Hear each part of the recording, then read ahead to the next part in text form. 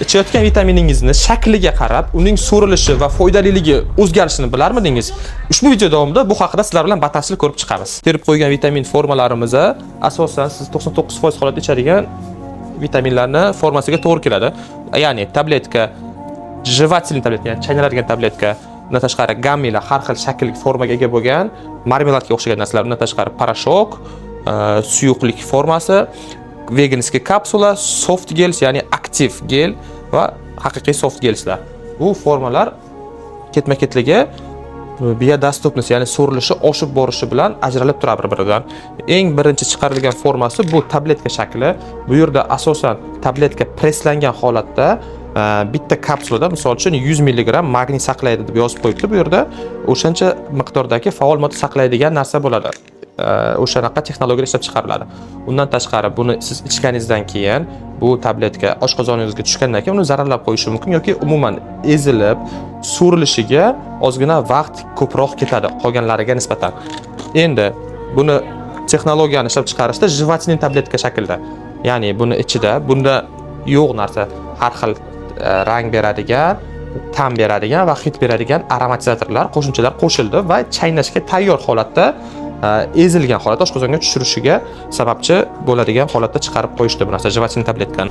Undan tashqari gammi shakli. Bu yerda har xil konfetsiya ma'lum bir shaklga ega bo'lgan formada tabletkani dostupni, ya'ni ichishga tayyor holatda chiqarishga, tarkibidagi hamma narsani bitta gammiga tiqqan holatda. Bunday texnologiyasi yaxshi va ayniqsa bolajonlar buni dori sifatida yoki vitamin sifatida emas, qo'shimcha sifatida, marmelad yoki konfet sifatida ichishlari uchun chiqarilgan marketingiviy xod bu. Kelinglar shuni o'ylashdi olimlar, uchta formani tayyor holatda hech qanaqa preslarsiz, qo'shimchalarsiz, rang, shakar, hid beruvchilarsiz chiqarsak-chi deb tayyor shaklda parashokka solishdi yoki suyuq holatda chiqarishdi faol moddalarni. Lekin bu yerda dozalashda ko'pchilik adashganligi uchun yana bir muammo paydo bo'ldi. Dozalash degan, shuning uchun ham kapsulani chiqarishdi. Bu yerda kapsulada faol modda ichida parashkoviy holatda bo'ladi va tarkibi, ustidagi qobig'ining tarkibi veganskiy, ya'ni hayvonlardan emas, o'simliklardan olinadigan veganskiy kapsulani ishlab chiqarishdi. Bu yerda faol modda faqat parashok shaklida, lekin suyuq bo'la olmaydi. Bu yerda kamchiligi shunday edi. Buni suyuq bo'lsa, kapsula qobig'ini ichkaridan eritib tashlar edi. Shuning uchun ham bu muammoni hal qilish uchun olimlar fast acting kapsula, ya'ni gels shaklda kapsula ishlab chiqarishdi. Bu yerda tashqi qobiq oshqozondagi suyuqlikka tushgandan keyin erib ketadi, lekin ichkaridagi buni faol moddasi suyuq shaklda, ya'ni aktivniy, faol so'rilishga tayyor holatda bo'ladi. Undan tashqari eng oxirgi formasi soft gels.